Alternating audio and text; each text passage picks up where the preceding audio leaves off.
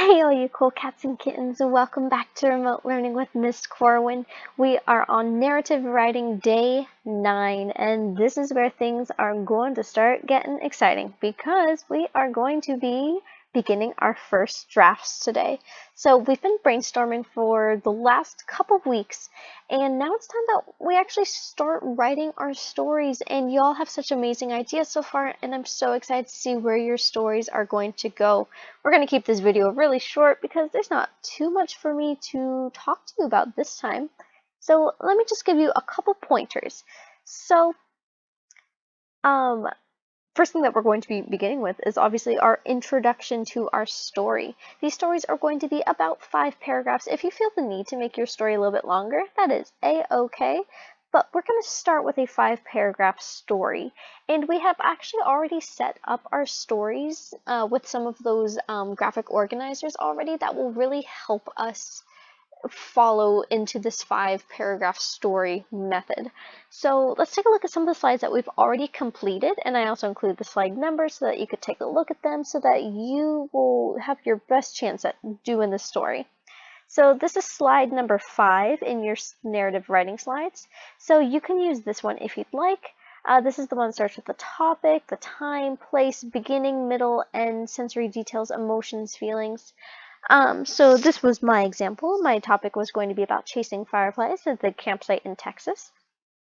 So here we have beginning, and it says we've been driving for days and mom is tired. So this is going to be where we're going to start. Beginning. We've been driving for days. If you would rather, also I might suggest you actually take a look at slide number 6. It's very similar, but it's set up in a way where it's going to be easier for you in your 5-paragraph essay. So first, we were tired from driving all day and we stopped to camp while in Texas. So that's what I'm going to be writing about in this first paragraph. Remember, in 5th grade, paragraphs are about 5 to 7 sentences long. I know you can handle it. You could do it in your sleep at this point.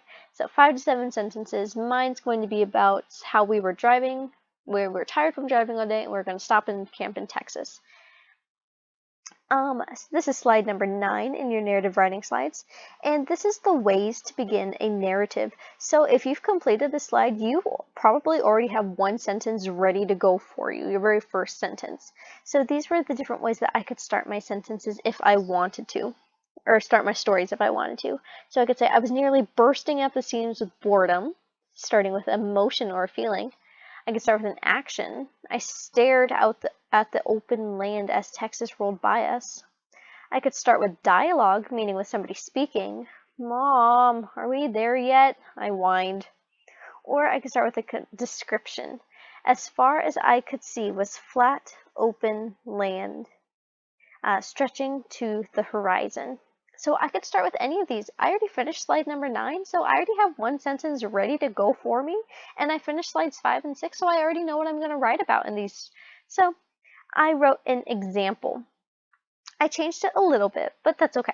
So I decided to start with that dialogue instead. So I have my quotations here, and here's what I wrote for my first paragraph, for my introduction to my story.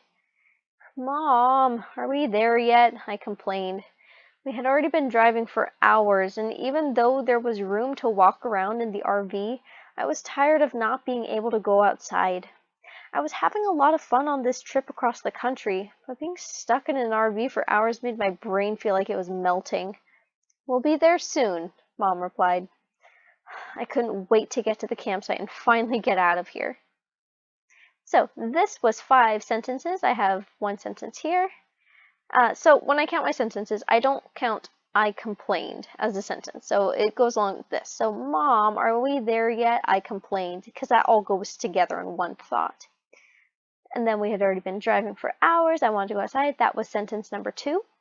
I was having a lot of fun on this trip across the country, but being stuck in an RV for hours made my brain feel like it was melting. That was sentence number 3. We'll be there soon, Mom replied. Remember, that goes together, so that's sentence 4. And then I couldn't wait to get to the campsite and finally get out of here. That's sentence 5. So I have 5 sentences in this paragraph. Truthfully, it took me probably 2 minutes to write, if even that. So I know you're capable. If you want to do the speech to text instead of typing, if you're not a strong typer, go for it. Absolutely. I'm not grading you on your ability to type. So whatever you need. As I'm writing, I'm thinking about those other things that we've talked about before. Things like show, don't tell. So instead of saying, I was bored, I said being in the RV for hours made my brain feel like it was melting. So instead of saying I was bored, I used this imagery. It made it feel like it was melting. That's actually also a simile. You are more than welcome to put any similes or metaphors in your story however you'd like. Instead of saying, we were on a trip across the country and we were in an RV, I kind of just plugged in those details here. So it says, we had already been driving for hours, and even though there was room to walk around in the RV, so I'm telling you that I'm in an RV, I was tired of not being able to go outside. And then I mentioned I was having a lot of fun on this trip across the country. So instead of saying, I was on the trip across the country, we were in an RV. I was bored. Are we there yet? I wanted to get out. That's not very interesting. That's not fifth grade writing material. So this is probably also a little bit high for fifth grade writing material. But this is what you're striving for. This is the kind of writing you should be reaching for. The showing, not telling, 5 to 7 sentences in this introduction paragraph. And it shouldn't take you too long. If you need help, of course, just let me know, and I am always there to help. But I'm going to let you go ahead and get started. I don't have much else to tell you today. So your job today is to complete your introduction paragraph for your story. It needs to be 5 to 7 sentences long, and use slides number 5, 6, and 9 from your narrative writing slides to help you out. So if you need any help, let me know. But that's all I have for you, and I'm so excited to read what you've got going. I'll see y'all tomorrow. Thanks, everybody.